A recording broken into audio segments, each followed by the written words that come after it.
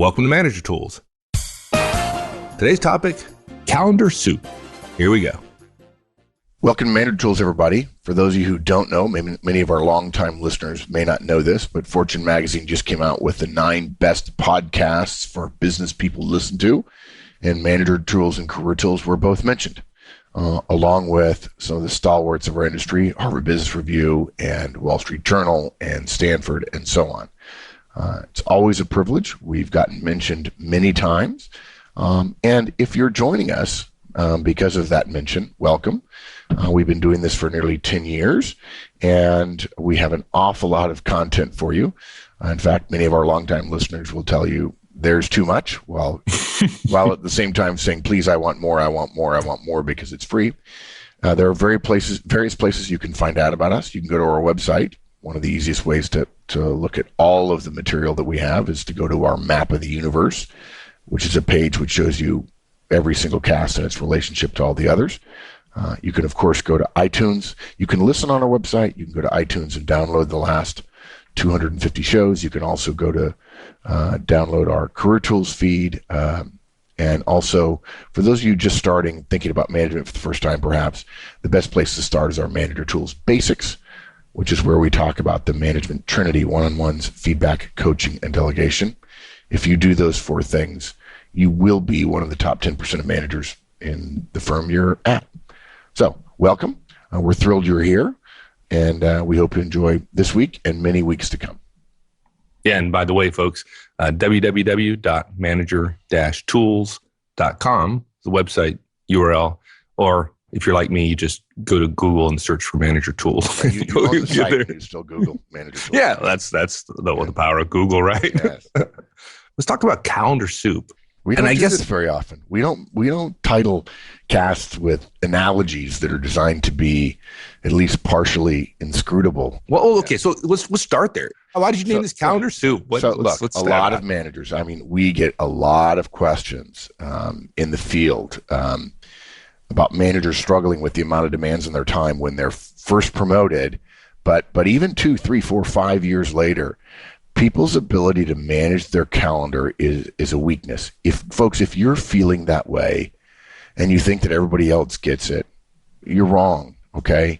They don't. You're not wrong for feeling that way. Yeah, exactly. Everybody else is too. It's normal to feel the frustration that you feel about a skill that you know you ought to have, but you can't seem to master. And look, when you get promoted from an individual contributor to a manager, the increase in the stress on your calendar is probably double. And here we are again with yet another professional business system where nobody teaches you how to do it. And folks, it's not surprising that it's a little bit of hard work. And so if nobody teaches you, you're going to make a lot of mistakes. And like I said, it's been, people struggle for years and we don't get a whole lot better.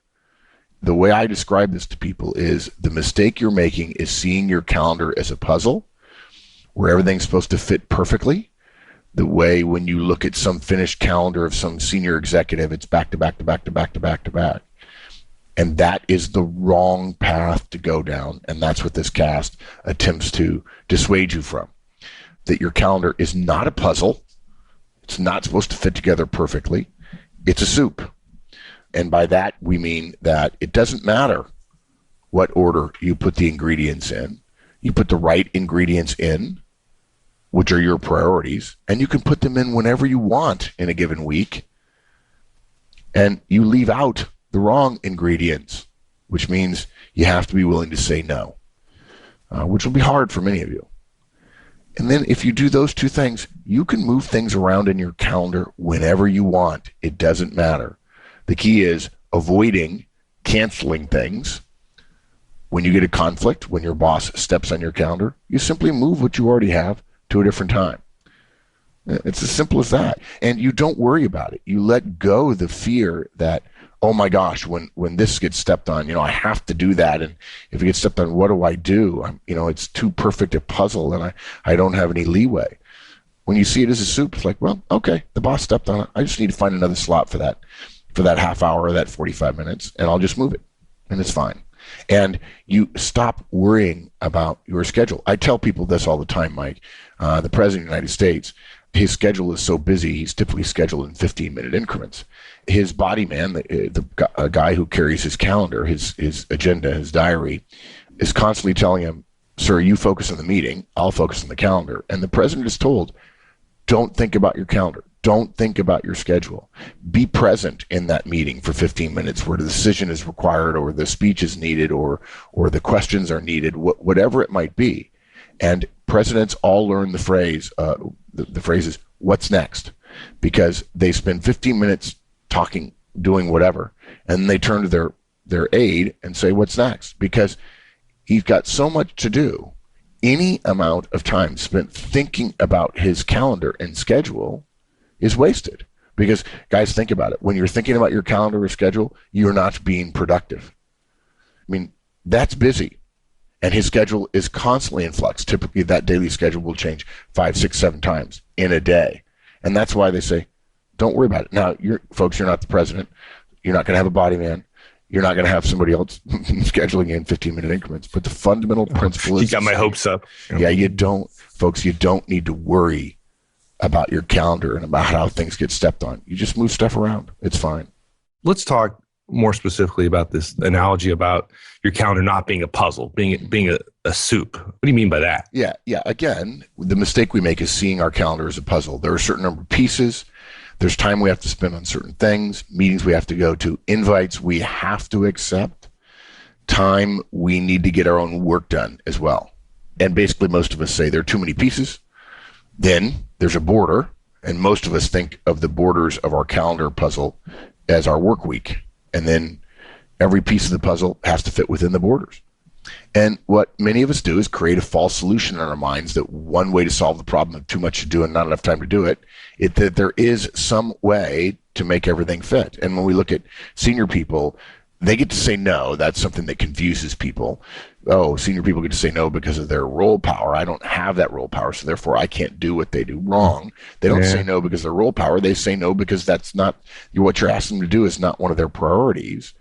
And they also believe that because those senior people's schedules are full, therefore they've made everything fit, which is not true at all. And so we think we can do that too. And, if I carefully fit things together, if I don't have lunch, if I schedule things back to back to back to back, if I work a little later, if I do email constantly throughout the day, for which we ought to be shot in the face, even during meetings, right? Do email during meetings so that you save some time. That'd be an indication that maybe you're not scheduling the right things. If you have time to do email during a meeting, maybe you shouldn't be in the meeting. Exactly. I don't understand that, right? Oh, no, I have to be here. No, guys, you don't. Well, you're not there. You're doing email. Yeah, and the whole idea is, let's do all that stuff so that I can keep that free hour at 3 o'clock. Maybe I can get it all done. But frankly, what's funny about that is most of us started trying this solution to our calendar problem. It didn't work. We knew it wasn't working. We didn't feel like we had a handle on our time. Our schedules were a mess. We told ourselves to fight through that initial difficulty of changing from being an individual contributor to a manager or having our schedule, the number of invites or requests on our schedule double. And it still didn't work, even after a year or two. And yet most of us never tried a different way. And then many of us compound our error by finding the solution of working at home at night, on weekends, taking time away from our families, pushing email to the evening. And then, of course, we complain about all this, the impact on our families, when in fact we're the ones that brought the problem to our family's doorstep to begin with. Look, there's a better way than trying to fit all the pieces into the puzzle perfectly. It's just a different analogy, but it's a powerful one. And even though they may not use the phrase, it's a phrase that I created. Most executives would say, yep, that's exactly what I do. Rather than seeing all the components of my work week as puzzle pieces to be fitted together. And by the way, next week we'll finally get it all fitted in. Right. You simply picture your work week as a pot that you're going to make soup in. For the most part, what's important with great soup is you get all the right ingredients in there and they all cook the right length of time. When you're making soup, you don't try to carefully position any one item next to any other. That's not what makes great soup. You don't worry that the tomatoes went in right before the chicken stock or right after. That's partly because you're going to stir the pot as soon as the soup cooks anyway, and it's not their relationship to one another that matters.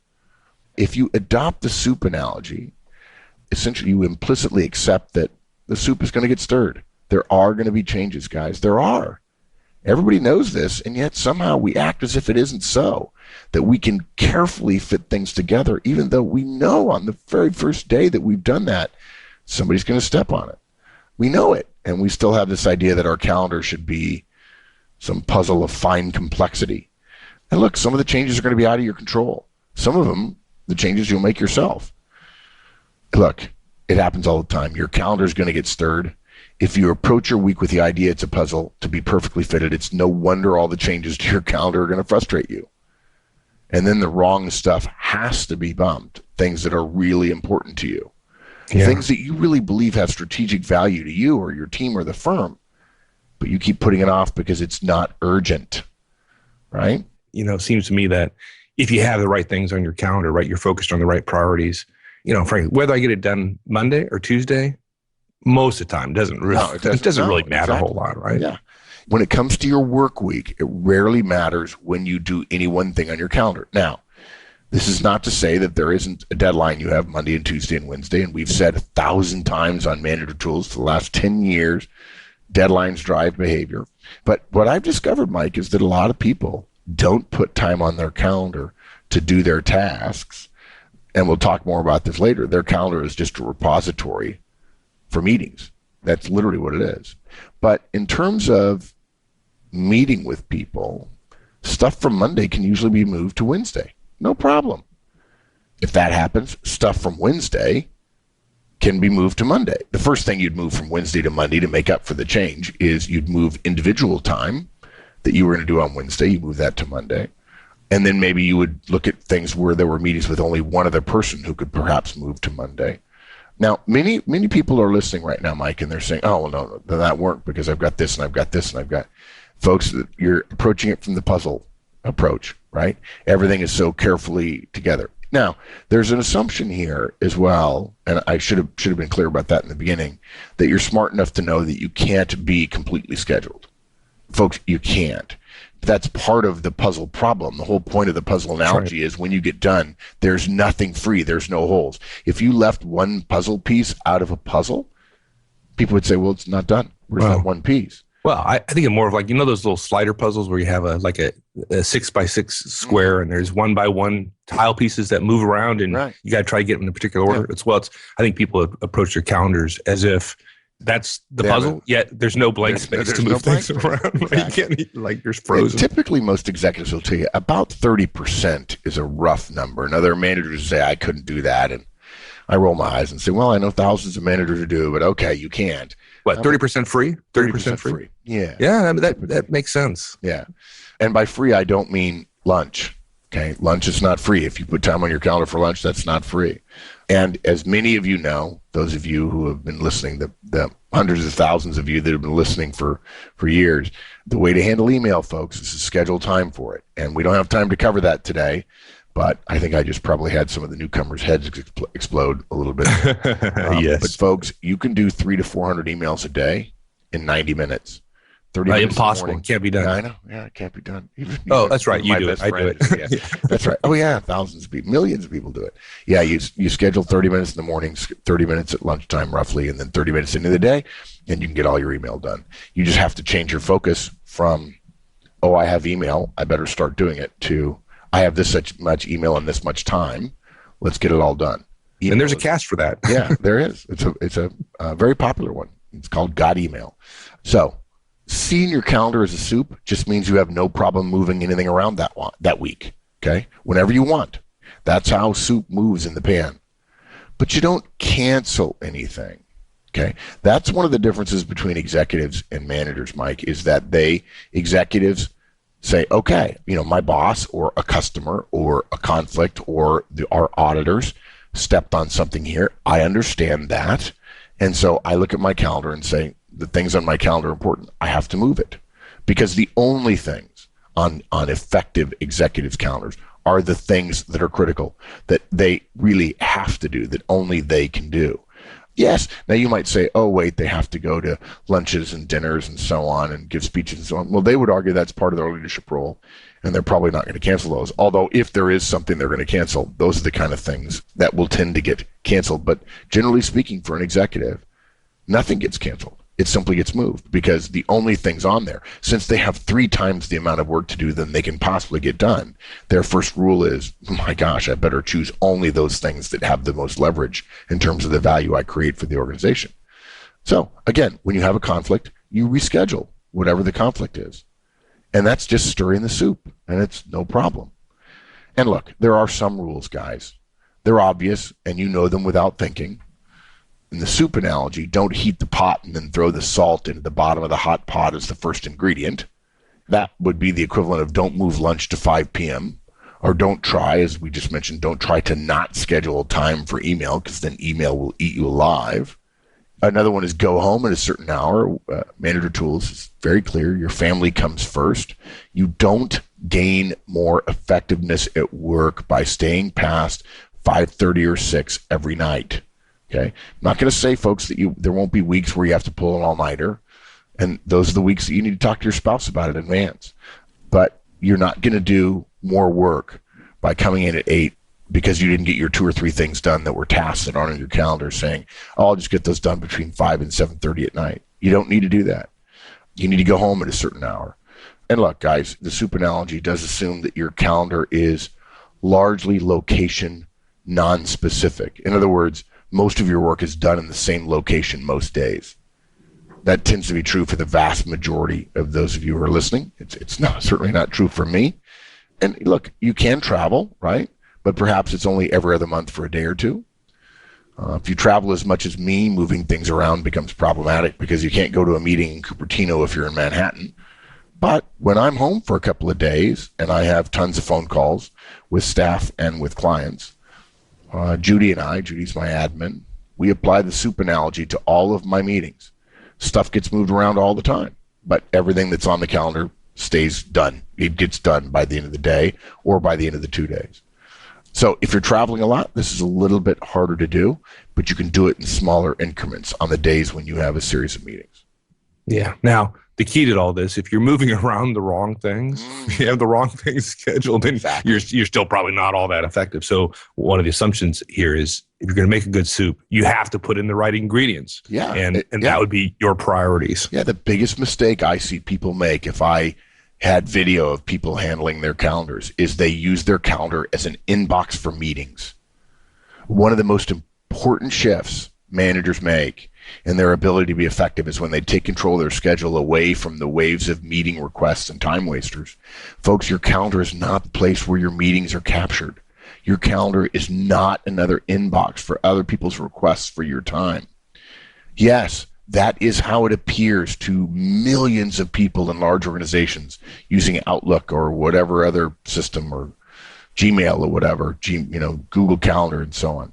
That's how it appears. It would be easy to make the mistake many of your professional colleagues, hundreds of thousands, millions of them have. The fact is, your calendar is the visual representation of your plan to work on your priorities. And those plans often include things that are not meetings, like email and presentation preparation and visiting with others when you're not actually having a meeting. Okay? And when we say your priorities, we do not mean only those things that are your work product, your special projects, or your personal plans. Your priorities include those things your boss, who, we don't have time to go over it, guys, but your boss represents the organization to you. That's what role power is. Your priorities include those things that your boss says are your priorities. We're not simply talking about what you want to do. We're talking about what you're obligated to do based on your role. So that absolutely means putting time on your calendar to work on individual work. It's normal. There's nothing wrong with that. Now, look, you can't overdo it. What most people do is when they hear a cast like this, like, oh, I'm going to take over my calendar, and they schedule all kinds of blocks of time all over the place. Right. And then you have freedom to say no to everything because my calendar's booked, right? Yeah, exactly. And people won't tolerate that. Sorry, boss. Yeah, exactly. I can't meet with you this week. Yeah, or this month actually. I'm open in February. Yeah, I really don't want to do one-on-ones with you, boss, because I'm really busy. I'm busy. I'm inefficient. Yeah, I'm a busy guy. Yeah, I'm a busy guy. Never more than 90 minutes at a time. You can't schedule more than 90 minutes at a time for yourself. You can't show items as blocked to other people who can see your calendar and just have it blocked, or personal time or desk work. You can't do that. You can't have 90 minutes twice a day, every single day. You start putting 90-minute blocks of calendar on your 90-minute blocks of time on your calendar regularly, it'll start getting broken into 30-minute bits pretty quickly. And by the way, 90 minutes is the longest, but don't do that. Don't think that 90 minutes is some sort of nirvana. I mean, it might be, but the fact is you work in a place with other people, so.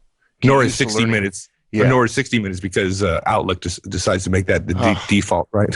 Yeah. We do 45-minute meetings at Manager Tools. Like, nope, we're not going to do hour. I mean, I hate to say it, guys. I hate to be normal and regular person, but you have to have time to go to the bathroom. Look, for most of us, the problem with making calendar soup, if you will, is that we don't know what our priorities are. That's the big thing.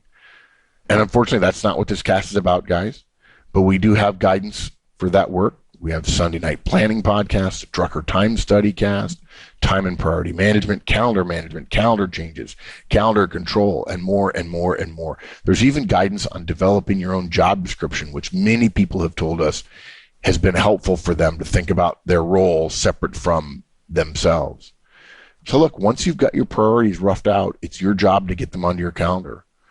And a lot of folks then ask us at this point, when they should be, when should I put my priorities on the calendar, what days, mornings, afternoons, so on. And the fact is, guys, it doesn't really matter. That's why we said put the ingredients in whenever. The first reason for that is you're you, guys. Calendars tend to be more idiosyncratic and less amenable to specific guidance.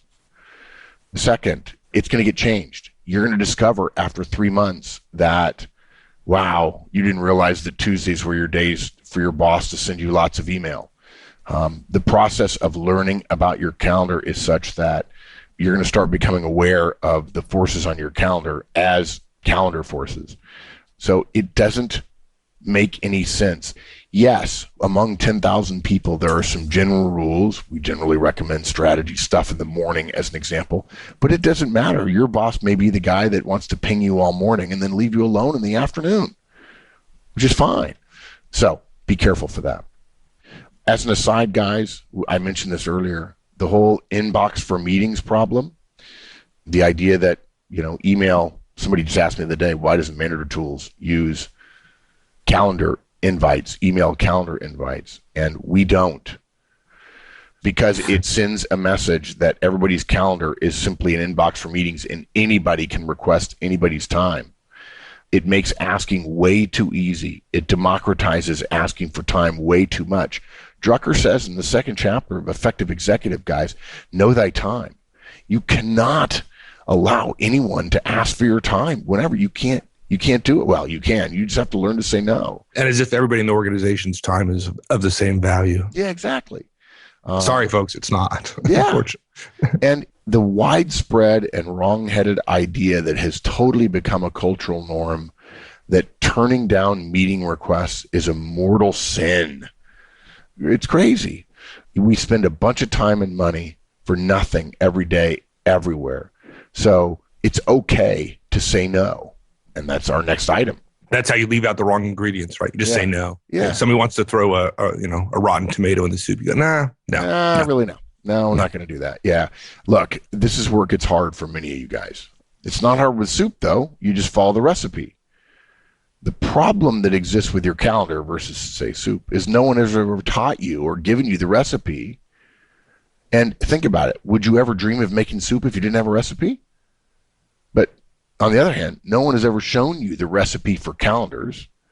And by the way, the first rule of executives and calendars is to protect their calendar at all cost. by saying no to everything that isn't completely and utterly aligned with their core responsibilities, because they're probably not going to get their core responsibilities done. Why then would they want to defend that they had a bunch of non-core responsibilities on their calendar? You can say, well, if you're not getting your core responsibilities done, you at least ought to put more of that on your calendar rather than this other stuff. Well, dude, it's easy, though. She's the CEO. She can say no. I hear that all the time. And again, people say that and they're missing the point. That's how they got to be executives. It's not just what they do when they got there. It's not that they think of themselves as finally having the role power to say no. They know that's true. On the contrary, they got to be an executive because they protected their time. They guarded their time jealously, and they simply refused to do things that weren't aligned with the big responsibilities that they had. And so at the end of every year, the reason why people get promoted is because the 1 or 2 or 3 or 4 big things that they did got done. The people who do exceptionally well in large organization, folks, are not the people who are getting everything done. They're getting the right things done because they're just like you. They have too many things to get done. They decided, like Napoleon with his whole idea of mass at the point of decision, is it's okay to get in trouble on some things because they learned there was no way not to. And they simply decided, well, if I'm going to get in trouble, I'm going to get in trouble for the things that are least valuable. That mean I get in trouble, but I'm not at risk. And one of the ways they do that is by controlling their calendar. And they say, no, I'm not doing this. I'm not doing that. No, I can't do it. And look, guys, we know you have too much to do. You know it too. You go home every night with work that is undone. By definition, you're not getting all your work done. And you never have. So therefore, the only thing that matters is having whatever you can get done be the right thing that needs to get done. Or, put it differently, choosing to not do the things that you won't get in too much trouble for not doing.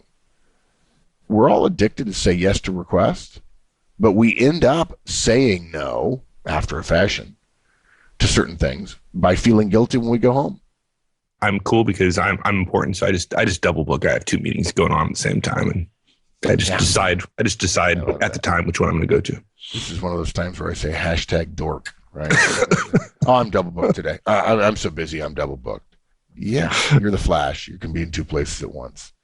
Now you got to share with folks because I suspect we'll have many new listeners this time. So tell me about risk-free manager tools and recommendations. That's what everybody wants, right? Please, Mark and Mike, tell us how to do our jobs with no risk and help me grow and get promoted and so on. Now, look. Yeah. And we wouldn't recommend anything that had risk, right? Right. Absolutely we would, right?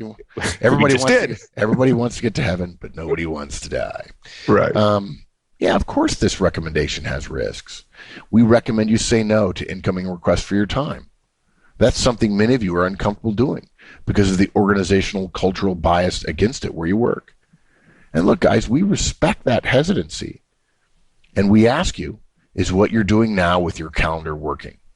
Are you accomplishing satisfactorily your most important objective of quality time with your family? Most of you would say not. If you're not, then can you console yourself with a sense of accomplishment that you're getting because all of your major objectives are accomplished? And we guess you're not, and you don't feel in charge or in control of your time, and that means a change might be warranted. Look, one more thing about saying no. You already do it all the time. When you're on vacation, you say no. You don't show up. When you're sick, you say no. When you travel, you miss meetings.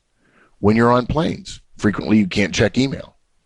At our Effective Manager conferences, no one checks their mail obsessively. In fact, it's funny. People come to our conferences and then they sit around after 5:30 when the day ends and they ask questions for the next 2 hours. There aren't that many learning how to be a manager conferences that people stay late on voluntarily. That's right. In fact, I had a joke. I don't know where I was. It was Apple or Salesforce or Cisco a couple of weeks ago. And somebody said, this is the only training I've ever been to that the trainer didn't start by saying, by the way, if we manage time well, we should be able to get done pretty early today. Like, really? The trainer is saying my stuff is so uninteresting, so unvaluable, so uncompelling that I need to buy your interest today by telling you we're going to finish early. And that's why people immediately start checking their mail and so on. And there's a point, right? If you're scheduling the important things and you recognize the importance of it, then you don't start trying to multitask, and you're in the moment. You're focused on that which is most important. And at that point, email is not important. Now, I always find it interesting because people come to the conference and I talk to them, and they're concerned that they're not going to have enough time to get email during the day. And an hour into it, they completely forget about it. That's the thing. They completely forget. I even point out to them periodically. I said, everybody thinks email is important, and yet every single one of you is in rapt attention right now, and you're not thinking about mail. And you see their look in the face like, oh, yeah, dang, that's right. So in all those examples I just listed, no is being communicated.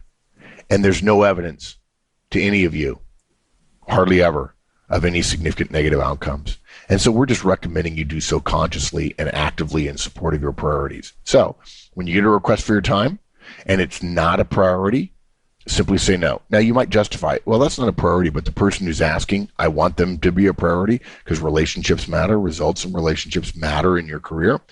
Okay, find time for it. Don't say, no, I can't do it this time, but I could do it that time. Or if you decide to make it a priority for a short term, that's okay. Remember, you can move something. Okay. And look, if you've correctly identified your priorities, you can schedule them 2 or 3, 4 months in advance. Talk about a reason to be able to say no. You already have something scheduled. Again, I'm not talking about wide swaths of time. You don't block out a morning by having 5, half, 6, 7, 8 half hours scheduled in there. But it will certainly give you a reason to say no and help you feel confident that if you stick to your schedule, and some of you will struggle with that as well, you'll start getting the important stuff done. Now, look, guys, our admonition about overscheduling your own work still applies here. Don't fill up your calendars as immunization against other people's requests. That's not the way to do this. That's using a good idea in a bad way. So now you get to the thing that makes the calendar soup as an analogy so effective is the flexibility it provides, right? So moving things around easily that's one of the benefits of this thing. Yeah, when you know what your priorities are and you're certain they're on your calendar, you can move them around at will and you still accomplish them. If you see your calendar as a puzzle and it needs to constantly be rejiggered, you start to lose the forest for the trees. Every change ripples through every day. We cancel stuff. Well, first of all, we don't know what our priorities are, so it's easy to end up not accomplishing them. And then we cancel stuff and we realize, oh my gosh, I didn't get that done last week. Okay? The worst possible approach to your calendar is to see them as a puzzle, to make them rigid, and then to have conflicts. And the sad thing is you might have a priority on there, but you don't know it's really a priority. And now suddenly what gets done or not done is based solely on when someone else requests time from you, when that time is already spoken for. And then again, you start canceling things. Some people listening this may not resonate with them, or they may be having some kind of some conflict going in their head, because I think it goes back to they believe that their calendar is simply a place for scheduling meetings. And so if they're an executive and they're just moving around meetings all the time, they're impacting lots and lots of people by this constant rescheduling. So can you address that? Look, we have a fundamentally different approach, and I alluded to it earlier. My calendar is a representation of the most important choice I make as a professional, which is what are my priorities and how am I going to spend my time accomplishing it? Any request at all, the first thought about any request, any email coming in is to say no. And I'm not saying willy-nilly every single time say no and make people come back to you every time. Let's not be doctrinaire about it, okay? But my first thought is, if I know what my priorities are, my calendar reflects my priorities. And the first thing I ask is this request for my time a priority of mine? And if it's not, I'm willing to say no. If it is, then I can move things around easily. And yes, you're going to get requests from all kinds of people. And yes, you might feel guilty about saying no. But again, this, as Mike said, this is not risk-free manager tools. And if you want better results, you're going to have to change your behavior. Something comes up from someone we can't say no to, that's fine. You just move whatever you had then to whenever, to some other time, generally within the same week. We don't fret what we're having to accommodate is a problem, because it's not. We just move what we have scheduled to another time. And as long as our priorities get moved but not canceled, rescheduled but not canceled, then we're fine, because it's not when things get done that usually matters. It's that we have the time to actually do it and that we make time for it. And this is why so many people, they do it backwards. They start saying yes to everything. Their calendar gets full and they look and say, I don't have time to get to that project I've been promising the boss I'd do in the next quarter. Right? I don't have time to create that new conference, the effective interviewer conference. Gee, I don't have time because everybody's always asking for my time. What? No, put that on your calendar, and that's a priority, and be able to defend that to your boss, and then say, and so therefore, I can't do this and that at the same time, so we have to choose to do what you want to do at a different time, or because I put my priority on my calendar, half hour here, 45 minutes there, I can move it to somewhere else, and I still end up moving forward on it, even when there may not be a deadline. Yeah. So, quick wrap up? Yeah, sure. So, guys, your calendar's not a puzzle. It's a soup. Put in the right ingredients, which are your priorities, which you need to learn what they are, whenever you want. And leave out the wrong stuff by saying no, and then be comfortable moving things around, because that's what happens when you stir the soup. Don't worry about moving things around in your calendar. It's not just normal, it's how calendars are done by most executives. You're not going to get more done by being more precise, by putting things back to back and being rigid with what your plan is. Planning is everything, yes, because you need to know your priorities. But plans are nothing. It doesn't matter when a lot of your calendar gets done. It just matters that it does get done. Awesome. Thanks, partner. Right. We'll see you. Thanks, everyone. That's it. We'll see you next week. Have a great one. So long.